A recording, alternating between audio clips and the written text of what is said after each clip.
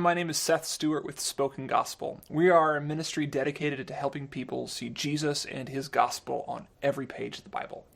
Today's verse is Psalm 139, 23 and 24, which says this: "Search me, O God, and know my heart. Test me and know my anxious thoughts. See if there is any offensive way in me, and lead me in the way everlasting." Throughout this psalm, David celebrates God's loving and all-encompassing knowledge of him. God saw David before he was born. He anticipated all of David's days and thoughts. And so far as David can see, he is innocent in God's eyes. But the presence of numerous enemies seems to indicate that David must be guilty of something. So he asks God to look at his life and see if there is anything he's done to warrant this oppression. He implores God to examine him, not because he thinks he's guilty, but to prove his innocence.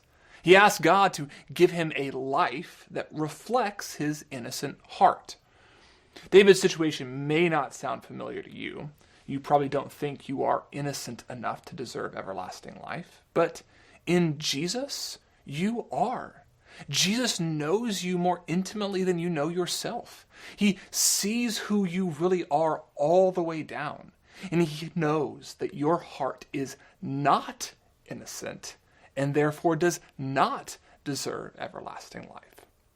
But despite an all-encompassing knowledge of your guilt, Jesus gives you his innocence through his death on the cross.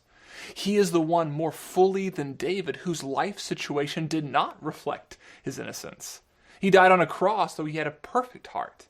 Yet, because he did this, you and I are given the life of the innocent and are given a heart so clean that God's all-knowing eyes can search and see his Son's perfection in us. So today, know that the presence of enemies and hardships does not mean you are guilty if you are in Jesus. Let him search you. Let him know you, because in Christ you are innocent.